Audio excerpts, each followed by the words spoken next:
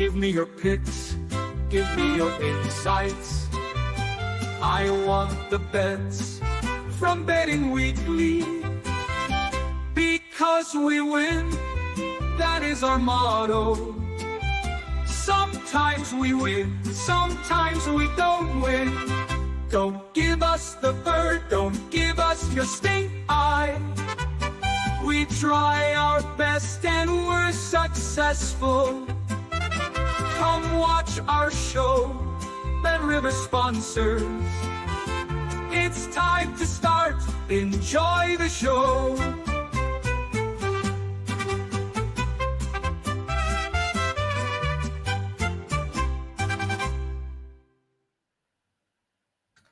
Welcome aboard, everyone, to Betting Weekly Live. It is Tuesday, the 27th of May. You're with Steve Wyss and Ruairidh. Barlow joins me today from Madrid. It's great to see you as ever, Ruairidh. How are you feeling about the end of La Liga? And are you looking forward to the summer in the Club World Cup? Yeah, I mean, it always comes in very quickly. It feels like as if the La Liga season has been very, very long until you get to the last 2 weeks, and then suddenly you realize the season is over, and you're like, well, what do I think about doing now? How do I plan my weekends? But I will have the Club World Cup to keep me going. No international tournaments this summer, but yeah, always a pleasure to join you, Steve, and Hung Ming, and everyone here with us at Bet Rivers. Yeah, I mean, you've got La Liga too. I think that's still got another round or two to go, and I think there's daft playoffs in the lower reaches of the Spanish league as well, which might keep you interested. But big focus today, of course, is a massive game tomorrow. The Europa Conference League finalist Betis against Chelsea. I'll be joined by James Easton tomorrow live. We're going to get your thoughts, especially with the Real Betis angle, which I thought would be really, really interesting. It's a quiet slate in terms of the soccer, but we will be touching on Copa Libertadores, this Swedish Superettan games again. Shout out to Jack Wright yesterday, who had a great winner. His best bet of the day came in the Swedish Superettan. But really, there's a lot of tennis action. Betting Weekly Tennis Live comes up in a couple of hours' time with Rory Giovanni and Tim Dennis. And, of course, we continue later into the day with the Hardball and Fast Break show with Doug Kazirian there. So welcome aboard, everyone. Put down your best bets today, whatever sport you might be betting in. Byron, good to see you. Ming Chung as well. Duncan Evans, grazie. That is the mariachi intro. I do like that intro, actually, grazie. It's one of my favorite ones. And Brello Charles, good to see you. And Byron's mentioned that FIFA are finally lowering the pricing for the Club World Cup. I mean, I've not actually looked at what the ticket prices were, to be fair. But anytime FIFA are lowering prices, I'm not going to moan. Rory. I think it's a rare event. So yeah, I know. Club World Cup starts, I think, 13th of June. I can reveal we are going to have a complete tournament preview on one of the live shows in the build-up to it, and it will be a 3-man show. And we might have, I mentioned it yesterday, we might have a new signing for that particular show to make his debut. Notable winners and losers yesterday. I mean, on the soccer front, the big game was, of course, in the Bundesliga playoff, Elversberg against Heidenheim. Heidenheim stayed up by scoring with the last kick of the game, literally the last kick of the game in the last second. And it cashed over 2.5 goals for the biggest soccer bet of the day, nearly $16,000. I bet that particular bet celebrated big. It did get me a push on the over 3 goal line, actually, and it got Jack Wright a winner with Heidenheim on the money line. So it was a good goal for us. $5,000 on Ross County Livingston, over 4.5 goals live. That was a good winner. And a winner in the South American tournaments as well, the strongest against Academia del Balompié Boliviano, over 4.5 goals live at minus 192. So it's quite a good day. But the biggest bet of the day was unfortunately a loser and a really bad beat, actually, this one. Thunder -3 for $52,000, and they won by 2. That's got to hurt, Rory. If you're on a handicap and you lose by 1 in the basketball, then that one is really going to hurt. And an interesting one, we were just talking about this off air, $31,000 on Cholet against Bourg-en-Bresse, under 170.5 points in the French Euro League, and that was a good winner. So plenty of bets piling up. We've got house specials as well, which I will mention later. That's to do with the golf. We've got notable live streams today. French Open, of course, the Sudamericana matches, and the 6 Copa Libertadores games, along with the Grasshoppers against Arau in the Swiss Super League. Grasshoppers, one of my favourite names in world soccer, actually, from Zurich, of course. Apparently, there were $250 per ticket, says Byron, the Club World Cup stuff. And that Heidenheim, it was a good goal, really, for us all, I think, on this show, Byron. I think someone did take under 3 on the agent line. It was Effie, or at least he hasn't lost the bet. It was a push for him there. So, yeah, all eyes this week, though, are on 2 finals. Rory, we've got the Champions League final on Saturday, as PSG take on Inter, and then tomorrow, Real Betis against Chelsea, which I think that this Conference League final is going to be the best of the 3 finals that we've had. It's by default, it's going to be better than Spurs Man United, isn't it? I've got a feeling that Saturday's game will be quite tight in the Champions League final. This one, though, I think has the potential to explode. It doesn't mean it will, but I do like the look of this game. I'm intrigued by it. Real Betis at plus 350, the ties plus 240, and Chelsea at minus 121. Chelsea minus 250 to win the trophy, which is interesting because for nearly the whole campaign, they've been trading at minus money to lift this trophy. Now in the final at minus 250. For most of the tournament, everyone's been saying lump on Chelsea. But now suddenly in the final, they're facing a Real Betis side who have been playing really well. They've got themselves, into Europe guaranteed via the league anyway. So many players in good form. And what better man to ask about Real Betis in general, Roy Barlow? Tell us a bit more about them, the style they're going to play, the manager. Can they beat Chelsea and win this trophy as well? Yeah, they're a fascinating team, it has to be said, because come January time, I thought this was the end of the Manuel Pellegrini era. I thought this was a tired team, one that wasn't really enjoying its football, one that was lacking a few resources in crucial areas. And then with 2 or 3 recruits, the advent of kind of Jesus Rodriguez, a youth player who came in through as well and came in and gave him a bit of a spark. Isco returning from injury. They've completely turned around their season and completely changed style of play as well during mid-season, which is a very rare thing to happen. And I think even in Europe as well, Manuel Pellegrini has generally and quite publicly been dismissive of it at times and said, look, I don't have the squad to compete on 2 fronts, so I'm just going to play in the league because that's our bread and butter. And I think almost by accident, they got to the kind of knockout stages of this, looked at their draw, saw that Fiorentina was the only real kind of big hitter standing in the way of them in the final, and we're like, yeah, well, why not give it a go? They've turned around their season. Anthony, of course, is the headline story, which I'm sure we'll discuss a little bit more. But up front, one of the key details to note for this final, Cucho Hernandez, their kind of big January signing, isn't available. He isn't registered for the Conference League, but yeah, they're going to play classic Pellegrini football, open attacking football that gets creative players on the ball a lot. It kind of empowers their wingers to do a lot more. But at the same time, I think this Betis side have shown a bit of nous and a bit of kind of experience in the middle of the pitch to be able to kind of handle these games and handle these moments. And I think 350 for me is an absolutely massive price for a side that I think it's very difficult for me to tell as an outsider to kind of the Premier League in some senses, because I don't watch Chelsea week in, week out. I don't know exactly how they're doing. But for a side that lacks a striker against a side that's competed very, very well against Barcelona, Atleti and Real Madrid, that seems a large price to me for Chelsea to win that.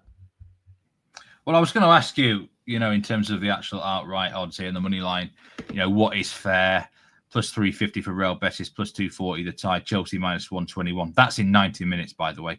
Over 2.5 goals, minus 112. And the under is at minus 117. Both teams score yes, minus 129. And I say to win the trophy, plus 200 on Real Betis, minus 250 Chelsea. Let's just talk about to lift the trophy odds here. I mean, do those feel fair to you, or is plus 200 a little bit disrespectful on Real Betis?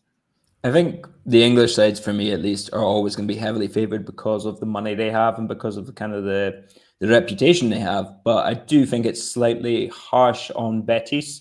Would I make them favourites? No, that's the kind of the flip side of this. And Ginepi kind of hits on that. Hart kind of wants Betis to win, but Brain is like, well, maybe Chelsea on paper do have the better players. Enzo Maresca, an interesting detail, ex-Sevilla player, obviously has pedigree in the Europa League. But I think this will be very tight. I think it'll be a lot tighter than those odds would suggest.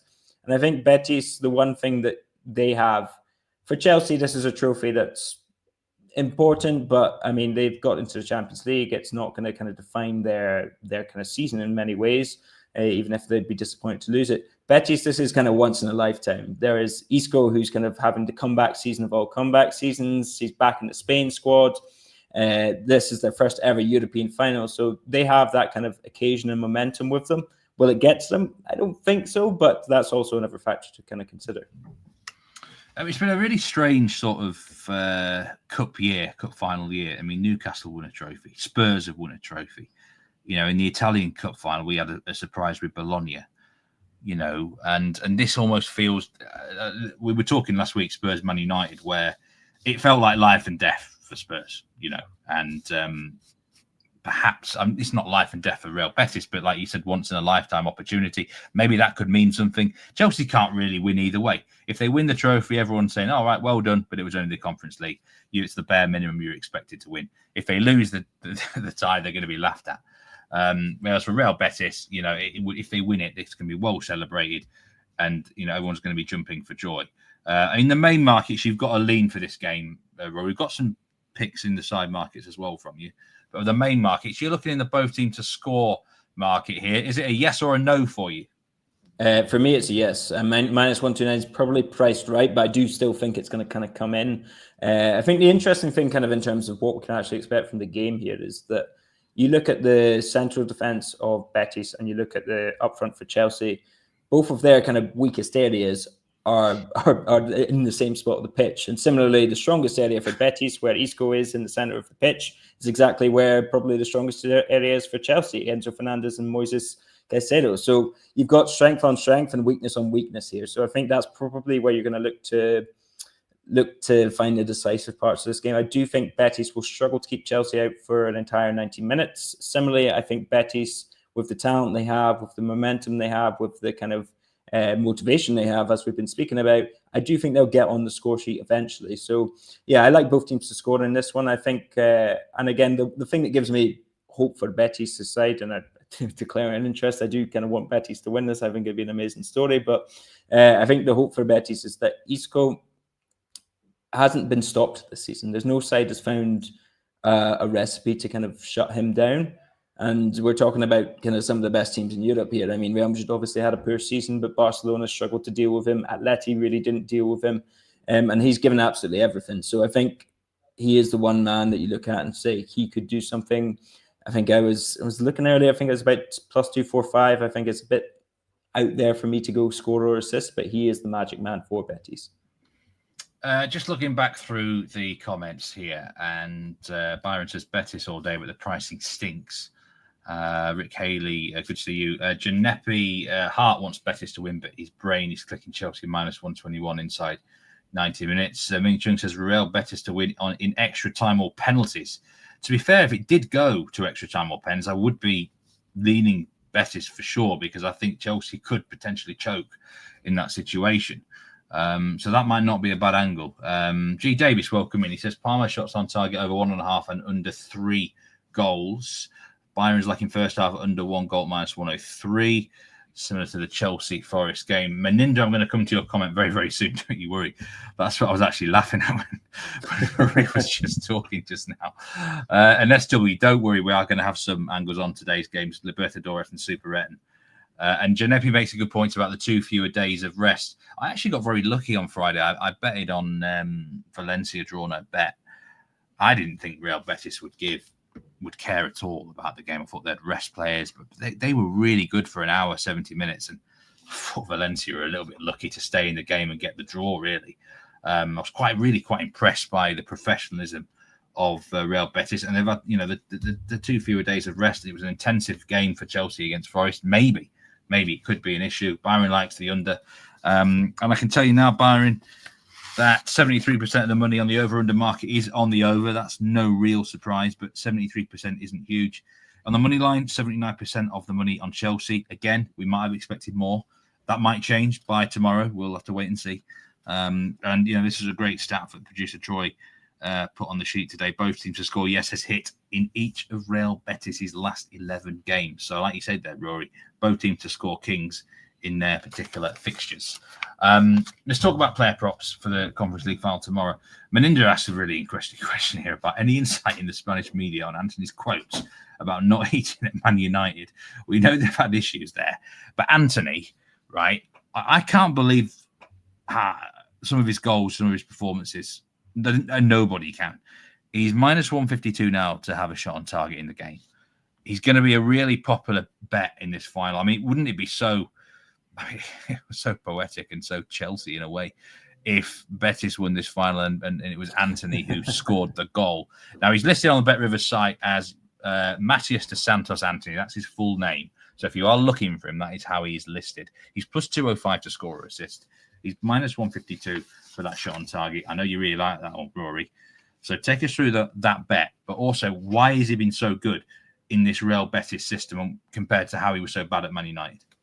Yeah, I mean, it's coming a little bit. I think it was about minus 143 when I kind of first looked at it. But that Betis Anthony shot on target, that would be one of my picks. But also look at that to start combining on a parlay as well with stuff if you want to get a bit more value at that money, if you've got something else that you really like. But yeah, I think Anthony on that as well. 5 goals in his last 9, so that's 5 shots on target. 7 in his last 9 have also yielded a shot on target for Anthony, and it seems like he kind of really fell out of love with football when he was at United. I mean, talking about not eating and being depressed and that kind of thing. I mean, this is a guy that's obviously come out of the wrong side of the tracks in Brazil, playing football all his life, enjoying himself to a certain degree and really kind of making his living off that. And then when that gets taken away from you, I presume that has a pretty huge impact on you mentally, and a pretty, if the one thing that you've always been able to do, the one thing that you kind of based your life on, suddenly evaporates, then you are going to be a little bit lost. And I mean, I think we see it more and more with footballers who are kind of starting to speak about what happens when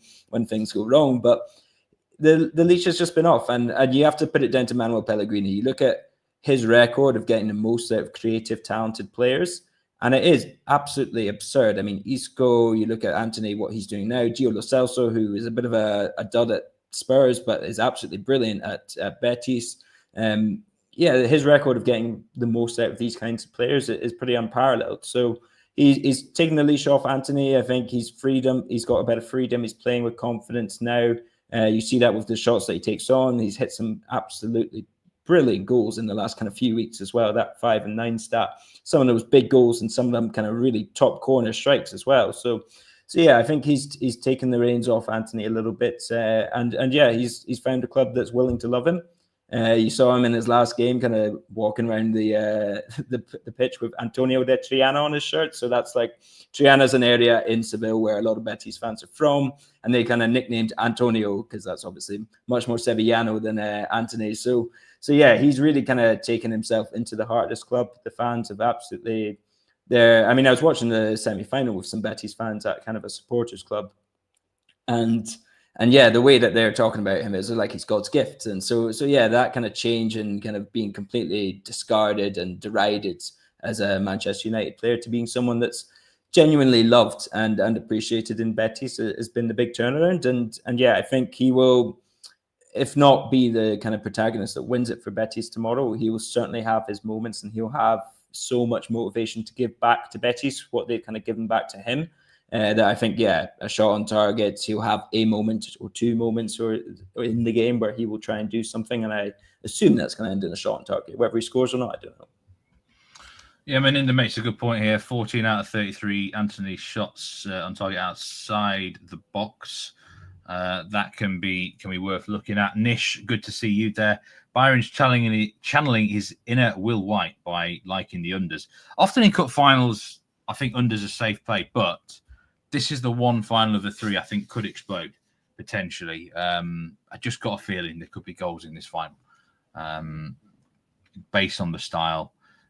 I think the pressure isn't as quite intense as what was on Europa League for Spurs, Man United, and what will be on the Champions League final for PSG in particular. And Janep is right. A lot of the players that are at Man United, when they leave them, I mean, Friday was just typical, wasn't it? First goal scorer double, Scott McTominay and Anthony would have paid well, wouldn't it? I mean, I'm starting to think Bayer Leverkusen are a lock next season for the Bundesliga with Erik ten Hag going there. I mean, that would just absolutely sum it all up, wouldn't it? If he suddenly rocks up in Germany and cruises to the league title. So the players at Man United can't really be judged in a lot of ways. Now you've got an interesting sort of... And David De Gea and Fiorentina as well. Another one who's come back from nowhere, and it's been brilliant. It's remarkable. I mean, Rashford did all right for Villa, didn't he? Stuff like that. You've got a fouls parlay you're looking at here, plus 120.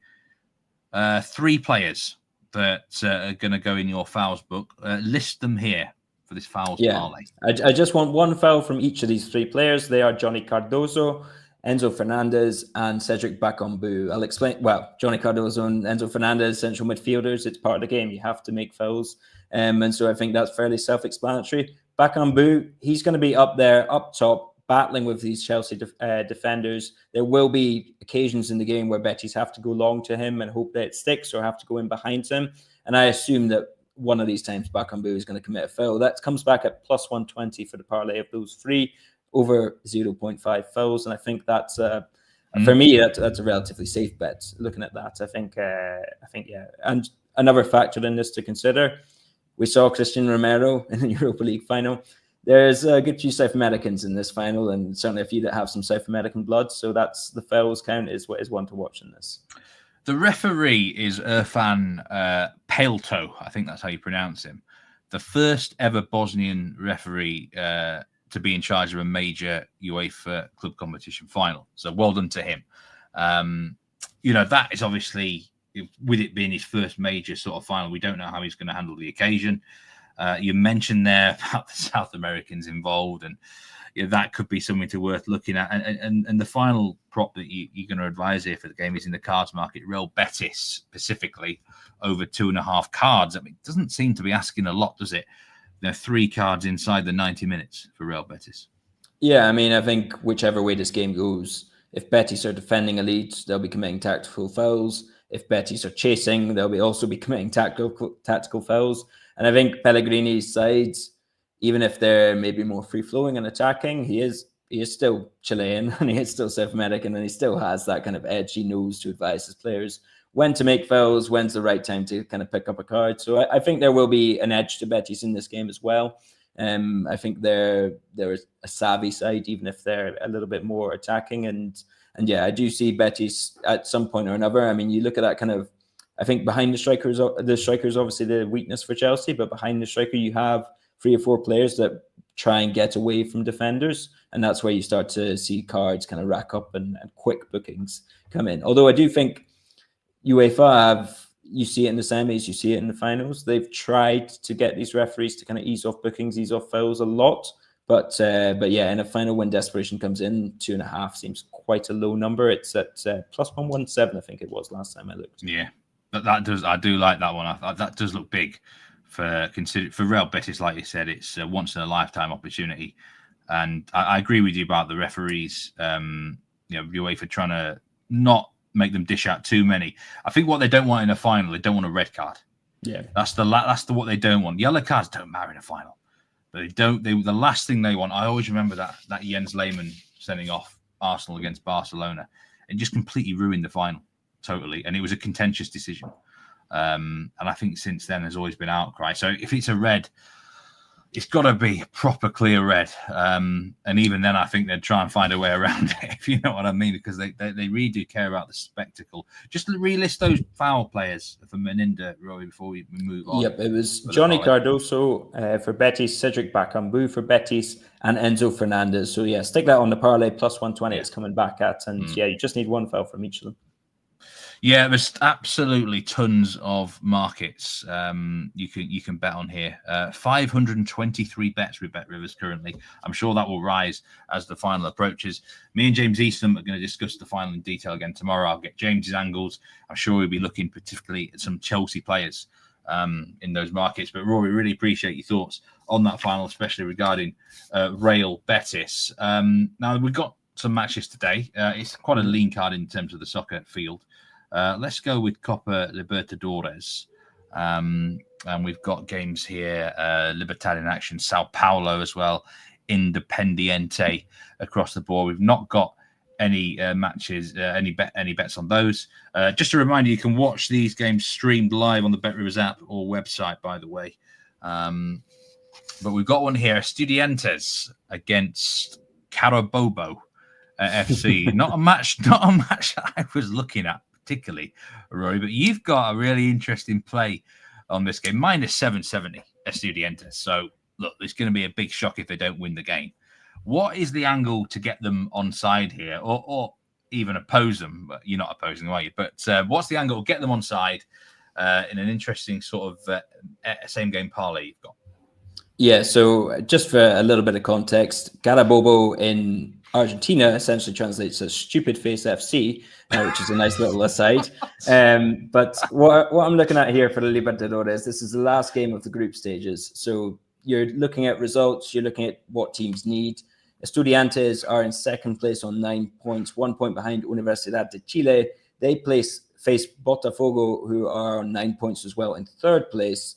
So one of those sides, unless Estudiantes lose and they draw, is going to go out. So they're going to be in the knowledge that probably a win is going to be enough for them, I think, because Universidad de Chile only need a draw against Botafogo.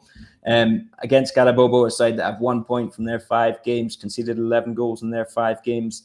I don't see them scoring against an Estudiantes side that knows more or less if they keep a clean sheet, then they are going through to the next round of the Libertadores. So the parlay I've gone for here, and bear with me, it is a bit of a hassle, but Estudiantes to win, both teams to score no, and over 1.5 goals. I think Carabobo don't have the defense based on the numbers. So that's at minus 139, but I think that's a really quite safe bet to come in perfectly, to be perfectly honest. I don't see where the motivation is for Carabobo, who are already out away from home against the sides. They've not scored a goal away from home in the Libertadores yet. Estudiantes side that will feel favourites, that know that a win or a draw gets them through. A win probably tops the group because, as I say, I think Universidad and Botafogo, I can see that being a draw or a Botafogo win, just based on what these sides need. So that's where it was at. Minus 139, Estudiantes to win, both teams to score no, and over 1.5 goals. I mean, that's an interesting angle. Basically, 2-0 or bigger to nil, and you're winning the bet. So, I mean, you could also potentially look at correct score markets, I suppose handicap markets as well, but it is very nice to have the 2-0 covered in that particular game. When a side is minus 800 to win a game of soccer, I mean, they're just looking at the Asian handicap line now. You're looking at a minus 2.25, minus 2. Yeah, some might have to get on the minus 2.5. So it is helpful to have that 2-0 covered. Both teams score no.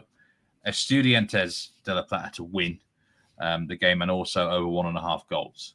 So that comes at minus 139 in the Copa Libertadores. 2 of the matches there. River Plate are in action. Botafogo as well. You've got another play. This is actually for Thursday at 8:30 Eastern time. I've not got it on this graphic, but it's in the Racing against Fortaleza game. If I don't think I pronounced that correctly, it's the last game on the card basically on Thursday.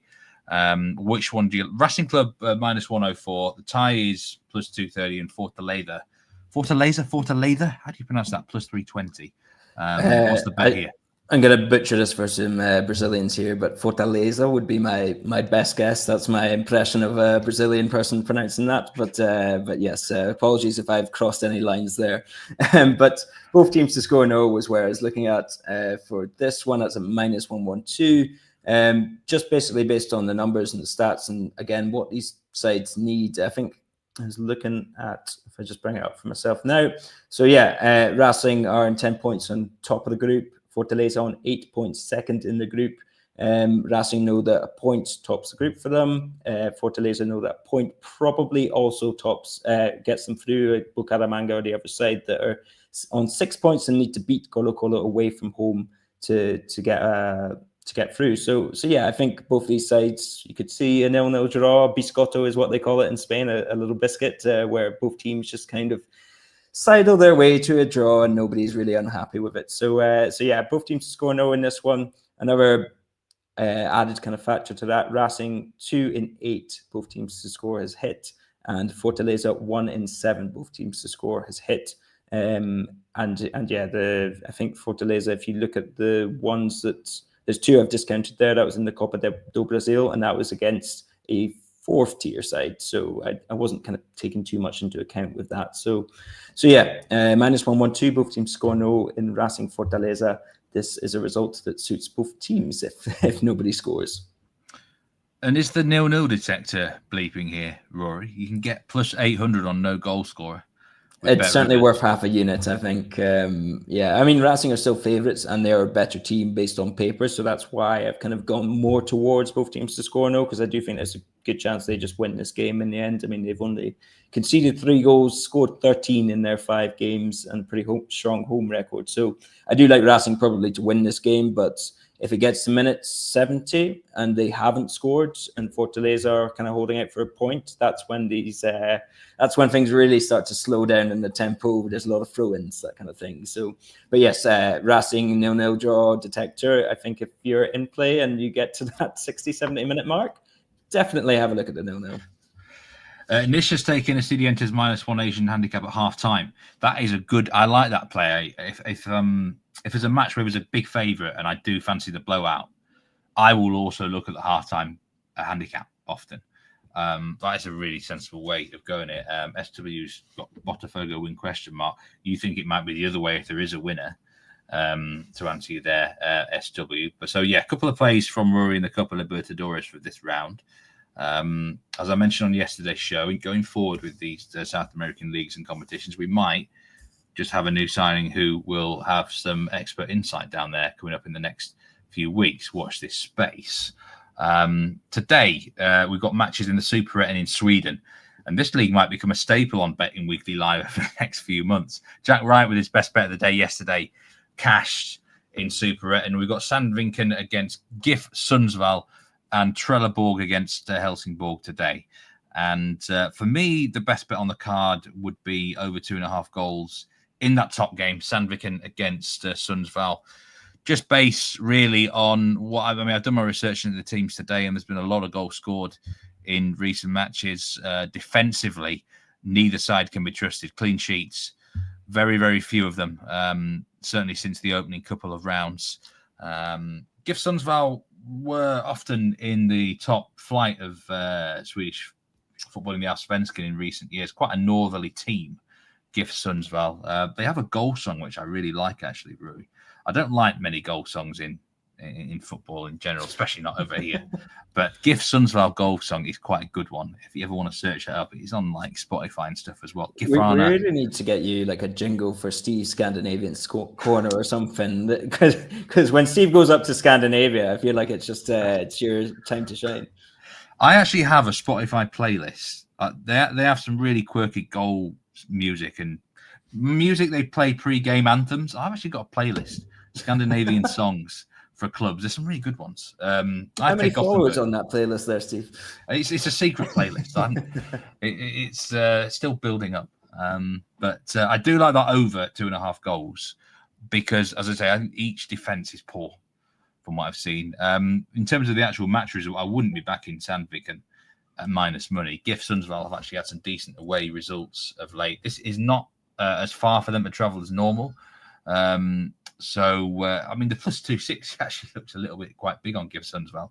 But I think over 2.5 goals at -134 is the best bet. The other match is Trelleborg against Helsingborg. Many of you watching have probably heard of Helsingborg, quite a big club in Sweden. 5 times national champions, 5 times the cup champions.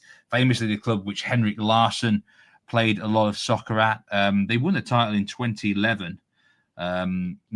That's not too long ago, but they've fallen on hard times a bit, struggling in the Superettan this season, which can happen. Some of these giant teams. This is a tough game. This is kind of a little bit of a derby, somewhat in the southwest of Sweden. I was looking at a corner angle here, actually, a little bit. Trelleborg, I do fancy in particular to get over 5.5 corners in the game at -136. It's going to be played on a grass pitch. I've looked at their tactics and formation, and there's a suggestion they do stretch the game out wide. So, I mean, Trelleborg won 5-0 in their last home game, which came out of nowhere.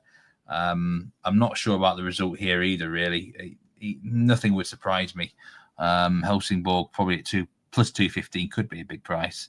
But the corner angle did interest me just on Trelleborg, over 5.5 individual corners, but that would only be a lean in the game. Let's just go through some of the comments here. Nish, plus 2.5. Yeah, he agrees with me on the Sundsvall game, and Sundsvall over 1.5 goals could be worth looking at. So Isaac Newton, always good to see you in.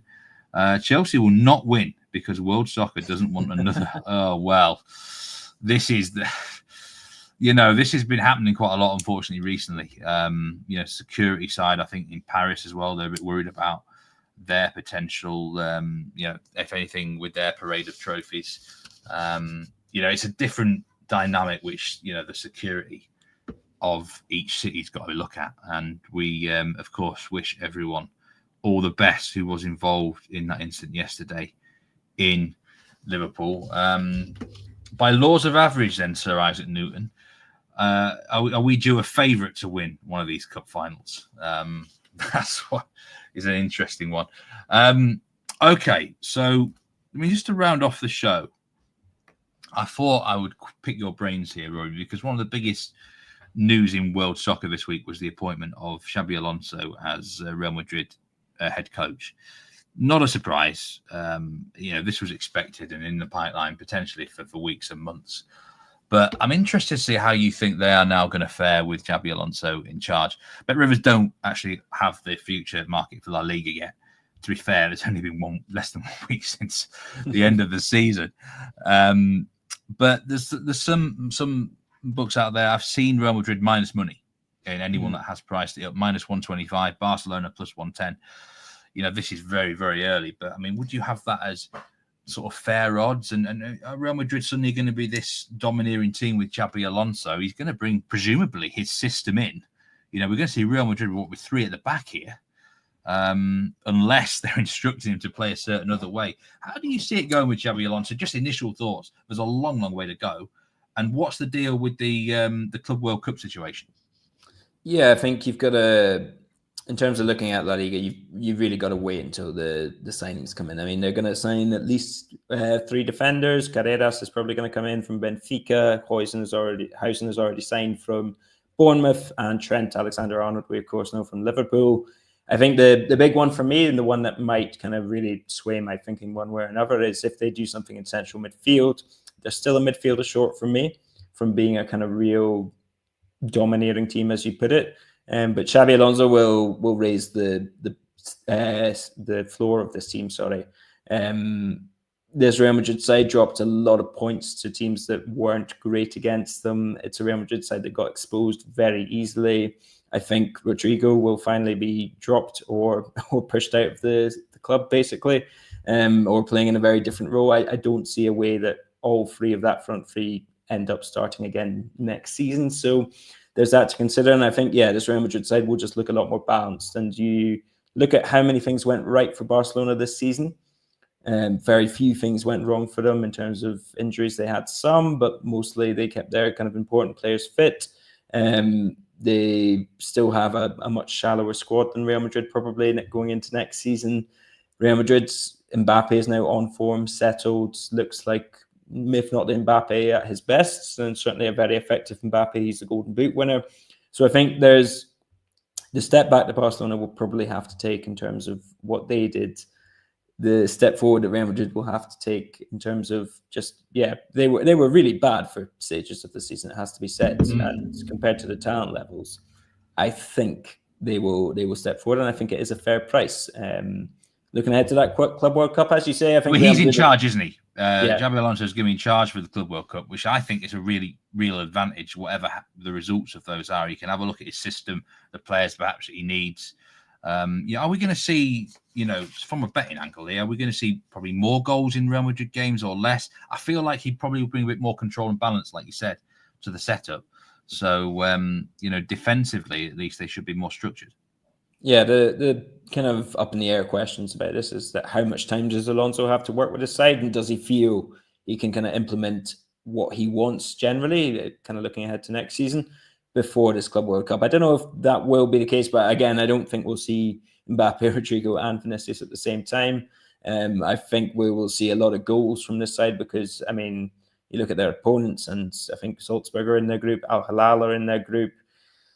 Real Madrid are going to destroy those sides, or should at least destroy those sides, to be perfectly honest, because they're going to be also on a bit of a new manager bounce. I think Alonso will impose his culture to work. And the big thing, as I think it was mentioned in the comments there, the prize money. 100 million, that's why Alonso was in there before the Club World Cup and not after, is because Real Madrid want to get that 100 million bonus from winning this competition. And I think their focus on this tournament is much more intense than probably any other club in the competition, it has to be said. I think Real Madrid are making a really big deal. You can tell about from the local media that they're making a really big deal of this. Yeah, I mean, the actual prize pot for the Club World Cup is bordering $1 billion, isn't it? In terms of, it's certainly, I think, over $1 billion. I don't know what the exact share is. I'll be looking into that more as the Club World Cup approaches. We'll be covering that on Betting Weekly Live throughout the whole tournament, like I said before. Just looking at the odds for La Liga and Atletico Madrid generally around a 7 or 8 to 1 shot. That just feels, I just can't see how they get close to Barca or Real over a 38-game season, Rory, at the minute. I mean, that just feels like it needs to be at least 3 or 4 notches higher on Atletico. But they're also in the Club World Cup, of course. That would be a tournament. I'm always interested in Atletico in the cups. I feel like it can always give a good run for the money in the cups. So I'd be certainly, if I was to back them in and outright, it would be in that competition rather than La Liga. Just before Atletico, they'll be everyone's got to be taking it seriously with the money involved. Yeah, I mean, Atleti, again, like you said, the money is a big push or a big pull, for these sides. I think Atleti, the thing we have to remember is that they went for a 3-week spell where they dropped out of the Copa, the La Liga, and the Champions League. So they're not miles off it in terms of the level of Real Madrid and Barcelona this season. Real Madrid, obviously, very fortunate to get through against them in the Champions League on penalties. So I think Atleti are not miles and miles off it. They're probably 2 or 3 good signings away from making the difference up. But for La Liga especially, I expect Real Madrid and Barcelona to both be 5 to 10 points better off next season than they were this year. And I also expect, I think Atleti, the difficult thing is, do you target the competitions or do you go all in for the league? Because I don't know if they have the kind of necessary depth or the strength to kind of go after both in this Club World Cup. I think it will depend on the draw. They've got PSG in their group, which is a bit of a red flag. So that's probably putting you into a lower seeded side if PSG win that game. So I think Atleti are, as they are always, they can upset anyone on their day, but can they upset 2 to 3 sides in a row is the big question. And currently there's not huge amounts of evidence to say that they will. It's going to be interesting to see how things progress. But Rory, thank you very much for your time on Betting Weekly Live, as always. What's the best bet of that you've given out on the show today, whether it be Conference League or Libertadores? What do you think? Yeah, pleasure is all mine, Stephen. Thank you very much for everyone commenting and joining us on the show. For me, best bet has to be over 2.5 cards. Betis plus 117. That just seems far too small, and I hope that's not a wasp that's just landed on me. But yes, best bet for me, Betis over 2.5 cards plus 117, and enjoy the Conference League final. Yeah, let's hope there's not a sting in the tail with that bet. So my best bet today is in that Superettan fixture. Sandviken against GIF Sundsvall over 2.5 goals at -134. Delighted to be joined tomorrow by James Eastham, as I've done all season with the Conference League, and be picking his brains on that. We've got a couple of Norwegian fixtures in addition, and I will be quizzing James on Thursday's French relegation playoff game between Stade Reims and Metz. But Rory, as I say, we're going to see you again on Betting Weekly Live throughout June, I think, the World Cups, stuff like that, internationals. Thanks again, and best of luck with all your plays, and best of luck to everyone, whatever you are taking today. Remember, we've got Betting Weekly Live coming up in about an hour and 15 time. Rory Giuwani, Tim Dennis, French Open's in full swing. I noticed there was a game bet match with Nigel and Sean, which was released, I think, roughly about an hour ago. So do get watching that. French Open at Roland Garros is really kicking into full swing. And of course, later, we've got Betting Weekly Hardball with Doug Kazarian and the Fast Break Show with Doug and Wes. And they were on fire on Friday when it combined, I think it was 8 and 3 in total So do check out those shows later on here on this channel. But from this one, thanks very much, Rory, again. And we'll see you next time on Betting Weekly Live. See you.